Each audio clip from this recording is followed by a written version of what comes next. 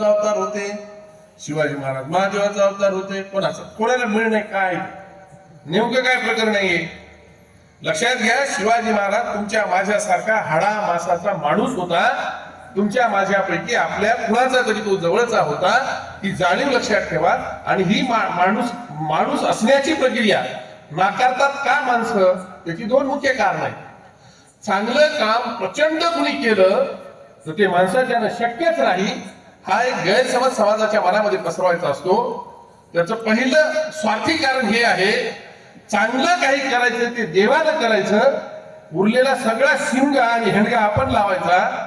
आपल्याच्यानं वाईट सोडून दुसरं काही होत नाही, ही न्यूनगंडाची भावना कुठेतरी वाढीस लागली पाहिजे. आणि मग ते लोक थोर होते, ईश्वराचा अंश होते. म्हणून मी तुम्हाला काही महत्वाचे मुद्दे डोळ्यासमोर ठेवतो, तुम्ही मान्य करा न करा हा विषय. आपण सगळेजण लोकशाहीचे माणसावर, प्रत्येकाला स्वतंत्र विचार करण्याची हक्क घटनेने संविधानानं बाबासाहेबांनी दिलेला आहे आणि त्या दृष्टीने विचार करा. मी नेहमी एक गोष्ट सांगत असतो, शिवाजी महाराजांच्या जयंतीच्या निमित्तानं शिवाजी महाराज उलगडून सांगताना शिवाजी महाराज एवढा चांगला माणूस का होता, शिवाजी महाराजांच्या काळात शिवाजी महाराजांसोबतच शेजवलकरांसारखे इतिहासकार सांगतात 500 पेक्षा जास्त राजे या भारतात होते.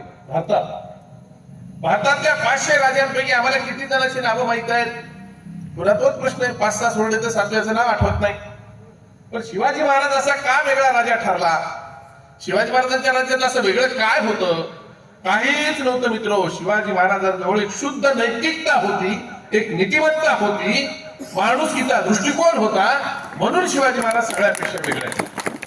तुम्हाला उदाहरण सांगतो, किती महत्वाच्या गोष्टी शिवचरित्रामध्ये पाहायला गेलो आपण तर.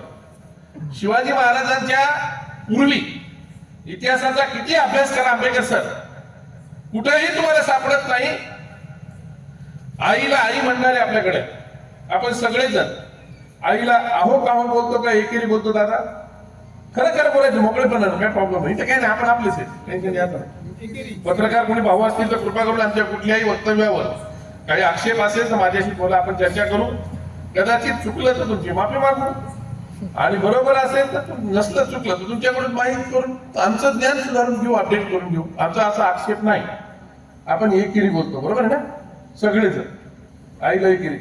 आणि वडिलांना कसं बोलतो? आहो का हो, बरोबर आहे. त्याचं कारण काय?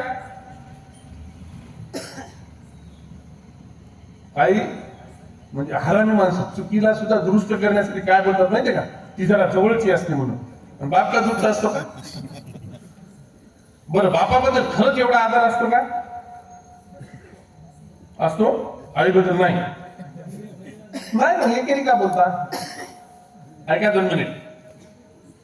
बापाच्या पायातलं हातात कधी येईल याची गॅरंटी नसते, म्हणून आहो खाऊ बोलावं. आई संग कसंही वागा, है ना? खलनायक नावाच्या चित्रपटामध्ये फार सुंदर गाणं होतं मित्र. आता तुमच्या डोक्यात सगळ्याचे प्रकार भुसारी सर काय सांगणार? ते गाणं फार सुंदर आहे. त्याच्यामध्ये टायटल सॉंगच आहे ते, ओ माँ तुझे सलाम, तेरा बच्चा तुझको प्यारा, रावण हो यारा. आई समोर रावण असू दे नाहीतर राम असू दे, तो तिचा मुलगा असतो, त्याच्या पलीकडे दुसरा कुठलाच भाव नसतो. ही आईची वृत्ती असते. आणि म्हणून कदाचित दुसरी गोष्ट ती काहीच करत नाही, म्हणून आपण केली चलते कार्यक्रम. पुढे पुढे बायको आल्या तर म्हणतो आई तू चूप बस जाय ना, आता तुला काय कळतंय, इथपर्यंत जातो आपला प्रवास.